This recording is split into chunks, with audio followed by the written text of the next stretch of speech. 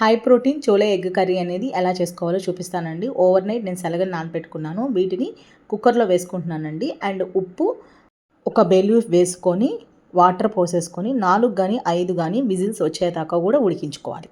ముక్క పట్టుకుంటే మెత్తగా ఉండాలన్నమాట.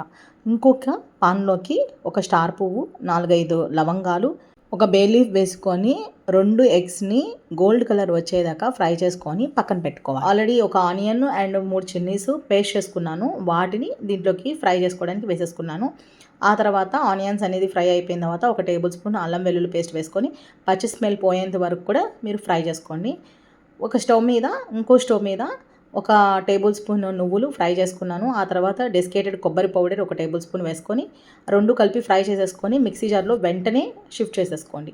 దాంట్లోకి కొంచెం వాటర్ అండ్ 2 టమాటాలు వేసుకొని మెత్తగా పేస్ట్ చేసేసుకోండి ఇలాగా. అండ్ మనకు ఆల్రెడీ కుక్కర్లో పెట్టేసుకున్న మనకి శనగలు అనేవి ఉడికిపోయినాయి. ఇలా నొక్కి చూస్తే మెత్తగా ఉండాలన్నమాట. ఇలా మనకి ఉడికించుకున్న తర్వాత వాటిని మనకి ఎంత కావాలో వాటిని కర్రీలోకి యాడ్ చేసుకుంటున్నాను. నేను ఇక్కడ ఒక్కదానే తింటున్నాను కాబట్టి కొన్ని మాత్రమే తీసుకున్నానండి. అండ్ మనకి ఆల్రెడీ క్రీమ్ లాగా పేస్ట్ చేసుకున్నాం కదా, దాన్ని కూడా వేసేసుకొని కొంచెం సేపు అలా మగ్గించేసుకోండి. ఆ తర్వాత పసుపు, కారము, ధనియాల పొడి, జీలకర్ర పొడి అండ్ మీకు కావాలంటే గరం మసాలా లేకపోతే పెప్పర్, ఇవన్నీ కూడా వేసేసుకొని మనం చక్కగా ఫ్రై చేసుకోవాలన్నమాట.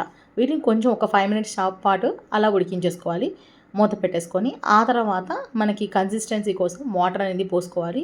అది కన్సిస్టెన్సీ అనేది మీ ఇష్టం అనమాట. కొంచెం వాటర్ పోసుకున్న తర్వాత మనకి చల్లారిన తర్వాత కొంచెం దగ్గరికి అవుతుందండి కూర.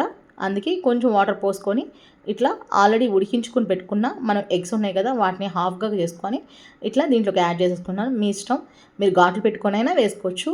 ఇలా ఒక 7 మినిట్ పాటు ఉడికించేసుకున్న తర్వాత కొత్తిమీర వేసేసుకొని సర్వ్ చేసుకోవడం, అంతే అండి.